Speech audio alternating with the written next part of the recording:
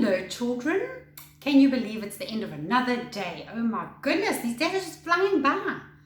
So tonight's reading has been dedicated to Rain, because Rain and her mommy remind me every day that I must read a book for you for bedtime. So thank you for that.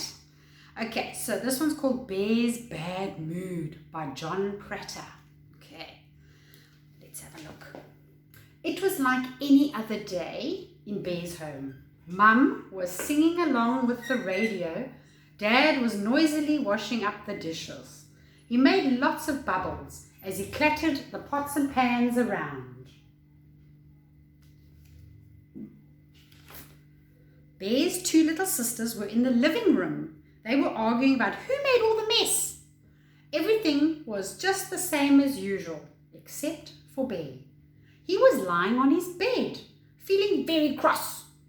He wasn't sure exactly why.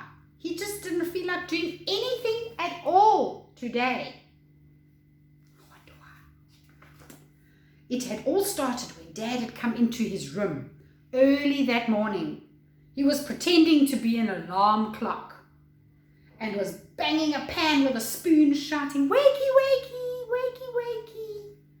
Dad thought it was such a funny joke, but Bear did not. Then Bear fell over his train set that his sister had left next to his bed, and he banged his elbow. At breakfast, the yummy honey cereal packet was empty, and he had to have lumpy porridge instead. Finally, Mom told him that he would have to take his sisters to the park that afternoon while Daddy and her went shopping. "I'm fed up," groaned Bear, going back to bed and pulling the duvet cover over his head. He is not having a good day. Suddenly, the door flew open and his sisters burst in. They were hitting each other with pillows and the feathers were flying everywhere. "Go away!" yelled Bear. "Go away!" "What is going on?" said Mommy, coming into the room. "Oh, just look at that mess. Go outside, all of you." Look how she's standing there, moaning at the little children, the little bears. "Go outside, you made a mess, feathers everywhere." It does look like fun though. It does. We've all wanted to have a pillow fight, eh? Bear wandered miserably into the garden. His heart sank when he saw his friends were already there. They came running over to him. "Hello, Bear," said Fox. "What shall we play today?" asked Dog. "Let's have races on our bikes," said Mole. "No, I don't want to," said Bear grumpily. "I'm not in the mood." Bear turned away and strode off down the path. His friends stared at him in surprise. This wasn't like Bear. He was usually the first to suggest a game. Bear had now disappeared around the corner of the house. The others set off after him. Bear looked behind him and decided to hide in the shed. He doesn't even want to be around his friends. Sure, he must be feeling really bad. He could bear his friends laughing and chattering. He could hear his friends laughing and chattering as he climbed inside a large trunk and pulled down the lid. "They won't find me now," he thought. Moments later, the lid was raised and a big wet nose touched Bear's cheek. "You can't hide from me," said Dog. "I can smell you easily." Bear jumped out of the trunk. He surprised his friends by running straight for the door and slamming it behind him. He really is in a bad mood. Sure. He ran down the path, dived through a flower bush, and hid in the vegetable patch. Pulling an onion out of the ground, he rubbed it all over himself. "That will fool them," he thought. "They'll never smell me now." Sitting very still, he closed his eyes. Suddenly, he felt hot breath in his ear, and he opened his eyes, and Fox was grinning at him. "I could hear you breathing," said Fox. "Oh no!" shouted Bear as he burst out of the bushes and ran across to the oak tree. His friends all finding him very easily. The twisted roots of the tree held a den where they all played. It was a maze of tunnels which Bear knew better than anyone. He squeezed through a small gap and was then deep under the tree where the light was dim. It's a bit damp, thought Bear, but they won't find me here. Just then the ground beneath him started wriggling, and Bear found himself moving upwards. As he banged his head on the roof of the den, a twitching nose appeared by his feet. "Hello," said Mole. "I knew you were in here. I could feel your heart beating right through the ground."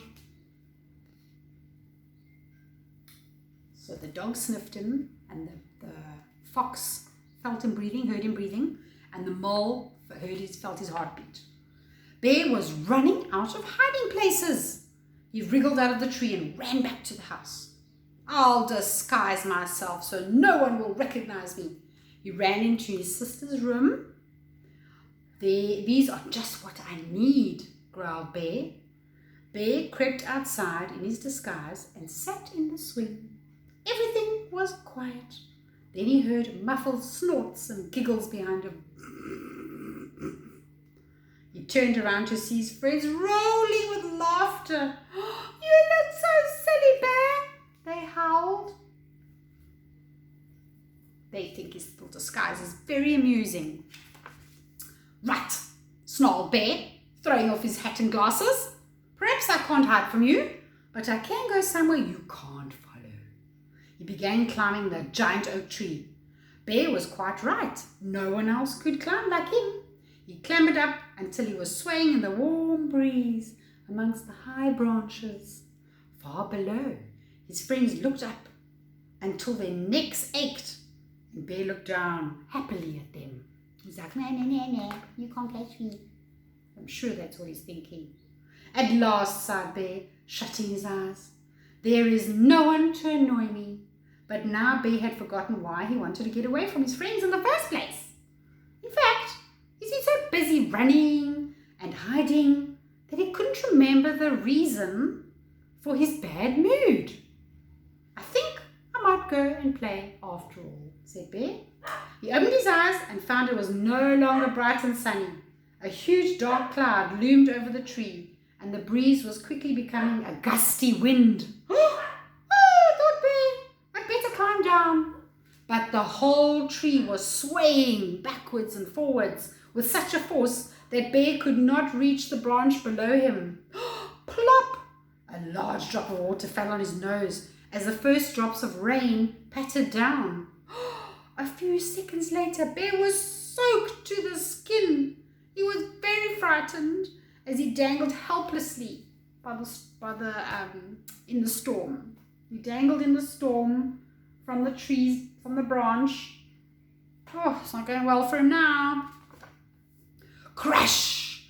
A sudden flash of lightning and the boom of thunder startled Bear. He lost his grip on the branch and he began to slither and tumble down the tree towards the ground. "Help!" he yelled. A great furry paw grabbed him as he fell. Bear found himself cradled in Daddy's arms. So who saved him from falling on the ground? His dad. Oh.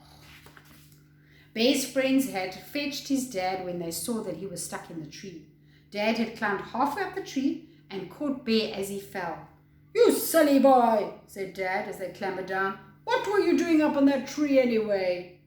Bear's friends were sheltering at the base of the tree, looking worried. "Gosh, Bear, I'm so glad you're safe," said Mole. We'll see you soon again, okay? Bye," said Dog. "Hey, where are you going?" said Bear as his friends started to leave. "Well, you didn't want to play with us, do you?" replied Fox. "Yes, no, that is, I didn't, but I do now," muttered Bear. "I think he was just in a bad mood," said Dad with a smile. "Well, I'm not in a bad mood anymore," said Bear. "Anyway, look, the sun is coming out." Turning out to be a better day. The storm had passed over now and the rain had stopped. "Let's go roller skating," yelled Bear. And Bear and his friends played happily and it had never felt better. Oh, wasn't that a good story? Sometimes you do wake up and you're like, feeling a bit grumpy. Don't want to go to school, don't want to play with my friends. And then after a while, you start feeling better and your friends make you laugh and smile. And then you carry on with your day and you've even forgotten why you're in a bad mood, just like Bear, hey? Okay then, so you're going to go sleep now. You're going to have pleasant dreams. And when you sleep, it's also very good for you. It's healthy. You can grow while you sleep. You can grow up to be a big little boy or a little girl, hey? And we can't wait for you all to come back to school soon. Okay, nighty night everybody. Bye.